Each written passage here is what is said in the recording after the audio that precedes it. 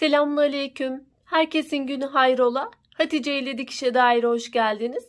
Bugün sizlerle birlikte kargo cep yapımını göstermeye çalışacağım inşallah.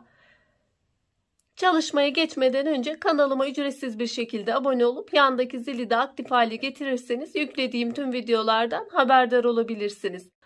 Şöyle kargo cep nasıldır onu şöyle ifade edeyim. Burada ben iki farklı şekilde yaptım. Burada pile kısımlarını dış kısma verdim. Alt kısmı da dikmiştim. Bunda ise pileyi iç kısma gizledim. Bunun alt tarafını da dikmedim. Arzu ettiğiniz şekilde, hatta şuraya pile dahi vermeden de direkt normal şekilde de yapabilirsiniz. Ben bu iki şekli anlatmaya çalıştım. Sadece şurada yapmanız gereken şu pile kısmının spor dikişini burada yapmıştım. Bunu yaparken unuttum. Videoda buna dikkat edebilirsiniz. Şu kısmı yapmadan önce şuranın spor dikişini ilk önce yapmanız gerekiyor. Şimdi bu çalışmaların yapılışına ayrıntılı bir şekilde geçelim.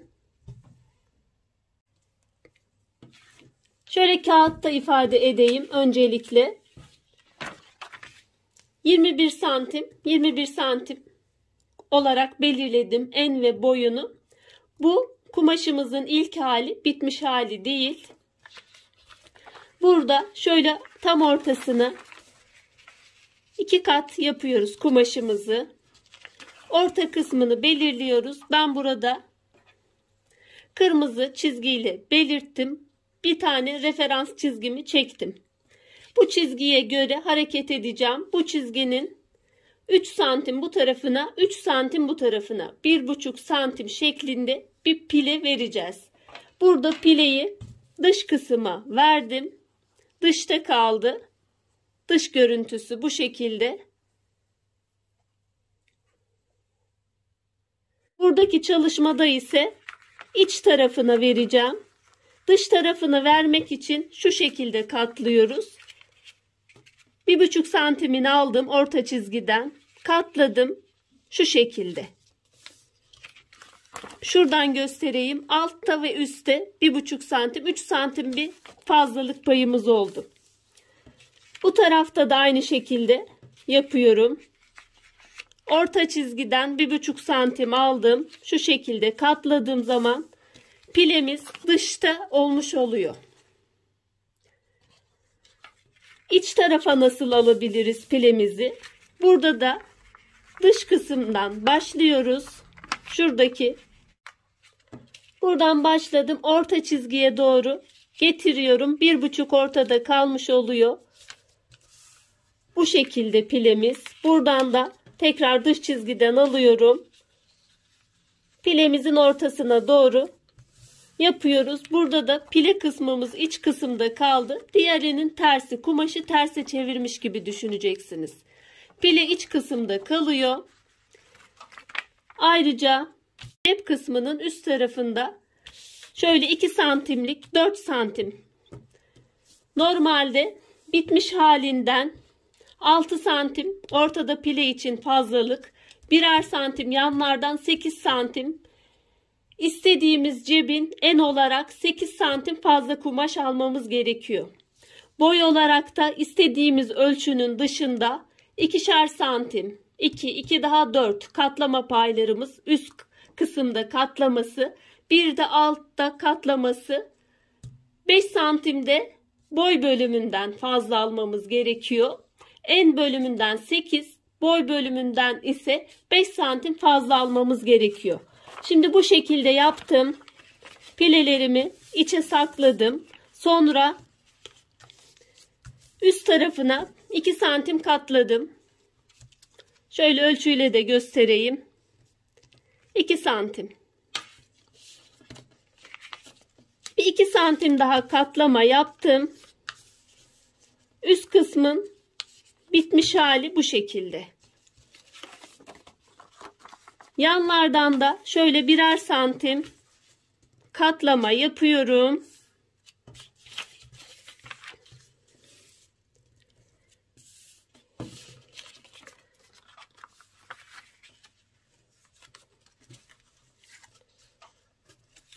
Cebimizi oluşturmuş olduk. Yan biyeleri için en olarak şöyle ben göz ayarı yaptım bunları. 7 santimlik bir kumaş aldım. 6 santim de alabilirsiniz, fark etmez. 1 santimden biraz fazla, 1,5 santime yakın bu taraftan kıvırdım. Bu taraftan da aynı şekilde kıvırdım. Şöyle bitmiş şeklini 4 santime aşkın, yani 5 santime yakın bitmiş şekliyle biyem kaldı şu şekilde. Bunu böyle hazırladıktan sonra bir de cep kapağımız var. Cep kapağı için ise şöyle 2 kat şeklinde 4,5 şekilde kalacak şekilde 9 santim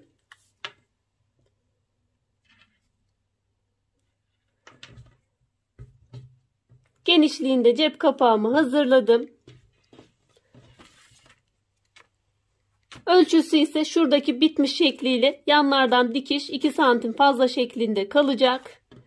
Şimdi kumaşta yapmaya başlayalım.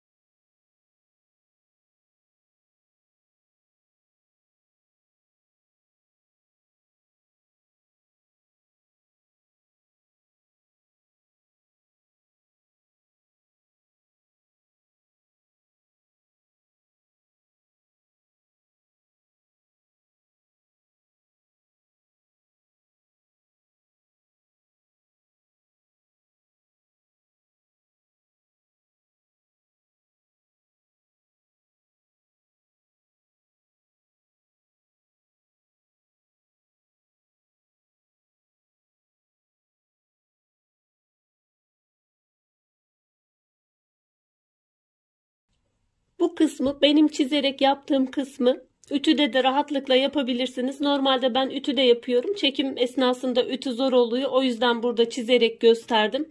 Daha iyi anlaşılması için. Ben ütüledim aldığım çizgileri. Daha da güzel bir şekilde oldu. Şu şekilde. Şimdi ilk önce burada yapmamız gereken cep kısmının şu üst kısımdaki şuradaki dikişini dikmek olacak. İlk önce bunu dikiyoruz. Sonrasında onu diktikten sonra biyemizi zaten hazırlamıştık. Bu kısmı diktik farz ediyorum. Biyemizin ters kısmı üste bakıyor. Cep kısmımızın düz kısmı üste bakıyor.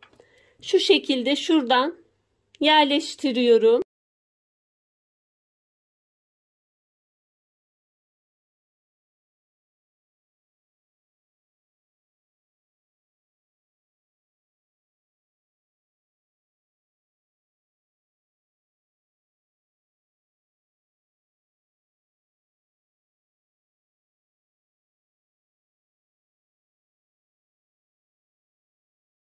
Şu kenardan sıfırdan bir dikiş yapıyorum.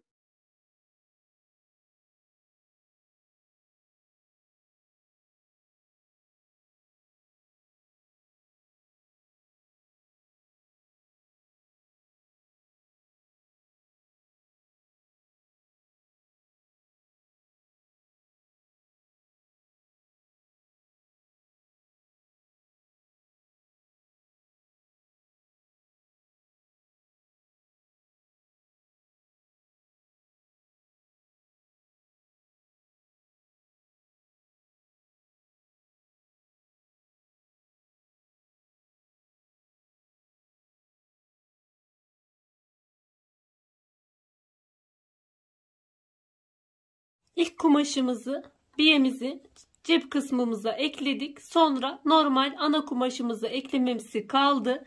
Şuradan da sıfırdan diktim. Her iki taraftan da diğer kumaş gözükmeyecek şekilde net bir şekilde diktim. Şu şekilde göstereyim.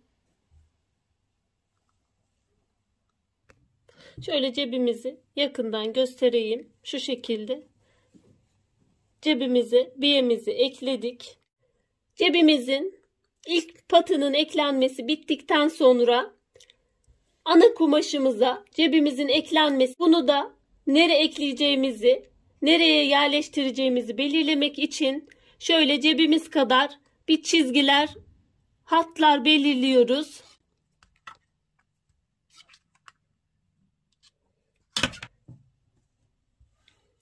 Ana hattımızı belirledik. Bu kısımlara cebimizi ekleyeceğiz. Şimdi bu kısımların yerleştirmesine geçiyorum. Şu şekilde hatları belirledikten sonra şurada tam çizgiye, şurada da şu şekilde birleştirmiştik. Şöyle alıyorum, şu kenardan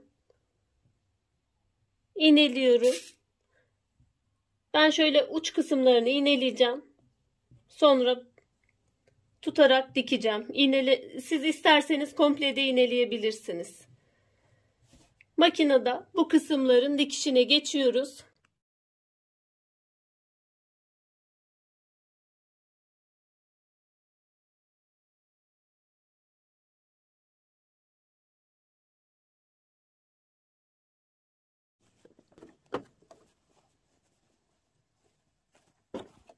Şu kısımlarda da 2 santimlik şu kısma kadar bir üstten dikiş yapıyoruz. Diğer tarafında aynı şekilde şu kısımlarda görüntümüz şu şekilde oluyor. Şimdi cep kapağı kaldı sadece. Burada alt kısmı da dikmiştim. Burada alt kısmı dikmedim. Sadece şuradaki kısımları diktim. Burada da aynı şekilde o kısımları dikip ama alt tarafta da dikmiştim. Bu şekilde de yapabilirsiniz. Farklı şekillerde yaptım. Hangisini isterseniz o şekilde tercih edebilirsiniz. Cep kapağının da zaten genişlik olarak belirlemiştik. Sadece burada boy olarak belirleyeceğiz.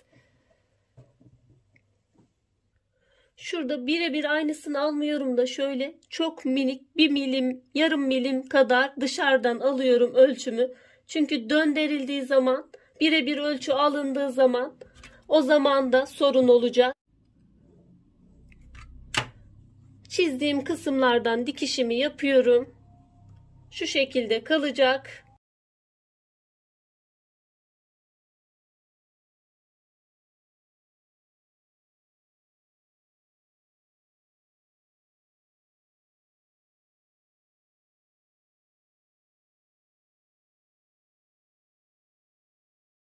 Kapak kısmını ütüledim ben. Şöyle şurada yerleştirme yerimizde şöyle sıfırdan değil de 1 milim 2 milime yakın bir kısımdan bir çizgi hattı belirledim. O kısımdan dikeceğim.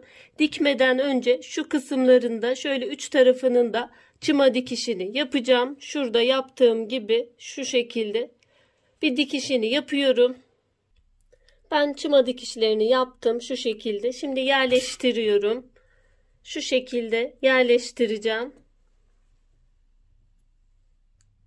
Şöyle yarım santimden ben dikeceğim. Siz isterseniz kapağı biraz daha büyük tutup yukarıdan dikip aşağı doğru. Şurada kapak şu çizgiyi, şuradaki dikişimizi kapatması gerekiyor. Bunu da dikiyorum.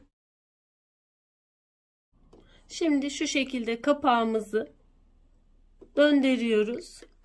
Şuradan şurayı tutmayacak şekilde bir dikiş yapıyoruz. Cep kapağımızı da bitirmiş olduk. Şöyle görüntüsü şu şekilden. Dikişimizi gizlemiş olduk. İlk dikişimizi. Cebimizin görüntüsü de şu şekilde.